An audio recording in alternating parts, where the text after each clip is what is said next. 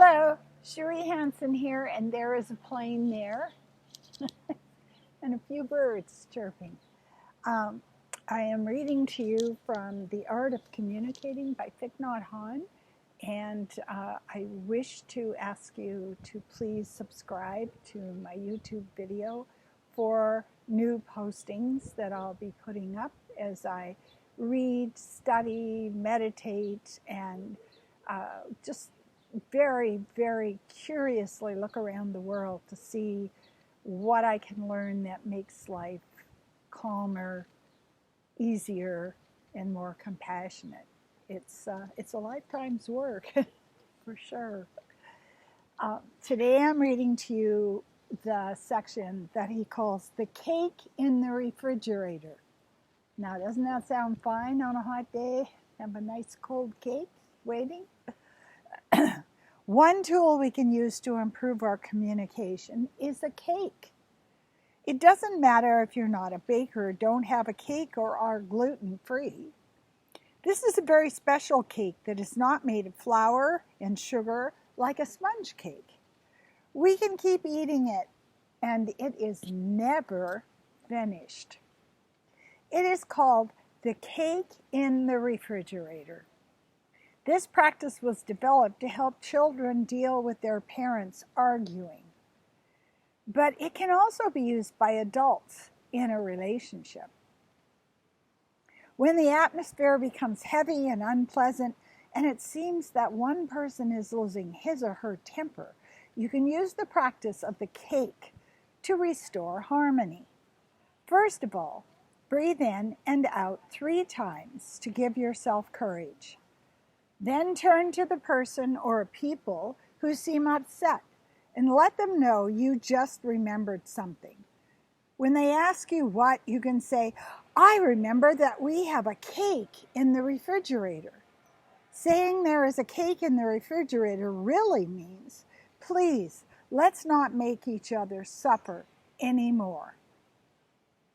Hearing these words, the person will understand. Hopefully, he or she will look at you and say, that's right, and I'll go and get the cake. This is a non-judgmental way out of a dangerous situation. The person who is upset now has an opportunity to withdraw from the fight without causing more tension. The person goes into the kitchen, opens the refrigerator to take out the cake, and boils water to make the tea, all the while following their breathing. There is no real cake in the refrigerator. Something else must be substituted, a piece of fruit or toast or whatever you find. Preparing the snack and tea, that person may even remember to smile as a way to feel lighter in body and in spirit. While sitting alone in the living room, the other person can begin to practice breathing in mindfulness. Gradually, hot tempers will calm down, and after the tea and cake have been placed on the table, perhaps all will join the tea party in an atmosphere that is light and full of understanding. If one person is hesitant to take part, you can coax him or her by saying, please come and have some tea and cake with me. The hugging meditation. Some of our strongest communication does not include words. When we hug, our hearts connect, and we know we are not separate beings. Hugging with mindfulness and concentration can bring reconciliation, healing, understanding, and much happiness. You may practice hugging meditation with a friend, your daughter, your father, your partner, or even with a tree. To practice, first bow and recognize the presence of the other. Close your eyes. Take a deep breath and visualize yourself in your beloved 300 years from now. Then you can enjoy 3 deep, conscious breaths to bring yourself fully there. You can say to yourself, Breathing in, I know that life is precious in this moment.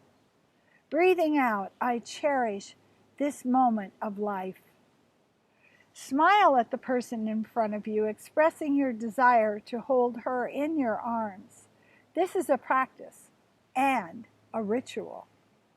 When you bring your body and mind together to produce your total presence, to become full of life, it is a ritual. When I drink a glass of water, I invest 100% of myself in drinking it. You should train yourself to live every moment of your daily life like that. Hugging is a deep practice. You need to be totally present to do it correctly. Then open your arms and begin hugging. Hold each other for 3 in and out breaths. With your first breath, you are aware that you are present in this very moment, and you are happy. With the second breath, you are aware that the other is present in this very moment, and she is also happy.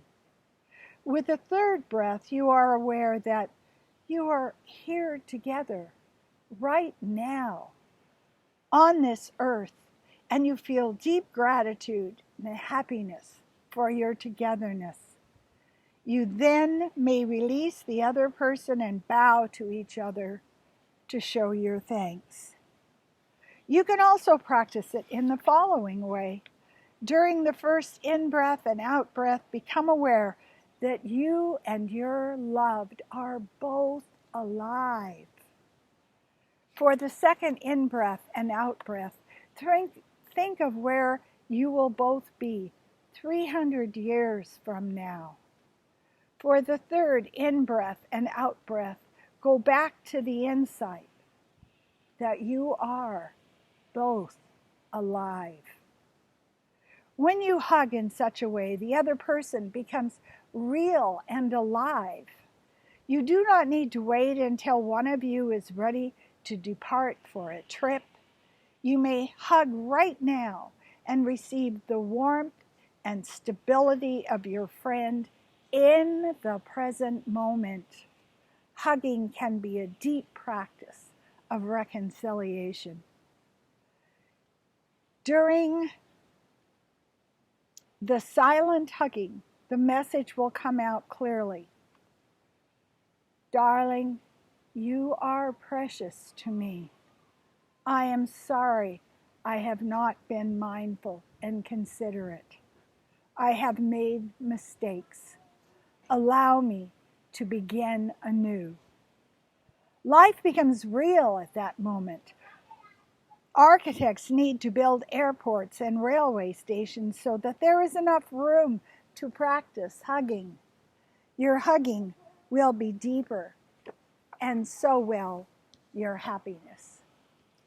And I think one of the things that he is such a genius about is he understands that if we can find a way to mindfully disrupt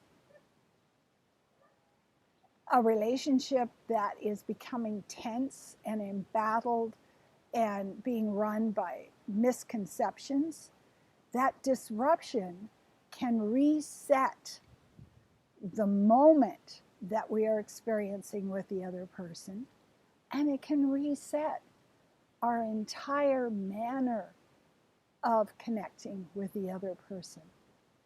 So we always come back to the breath, we always come back to the body, we always come back to the concept of resetting and beginning anew. And our intention is, I am in front of you, and our goal is that I help you suffer less, and you help me to suffer less as we are alive. We are alive in this moment. Let's make good use of it. I ask you to subscribe to my YouTube videos. I'm also putting a link for my personal counseling and coaching. What I bring to my coaching is a clear psychic channel. I have been doing readings and delivering messages for over 50 years to people with incredible accuracy. I can sit with you and we can draw up a life plan. We can draw up a way of living with greater intention. And it's a beautiful way to step into who we're meant to be in this life instead of letting our fears hijack us. So get a hold of me for a reading and we will sit down and draw up a plan. Thank you.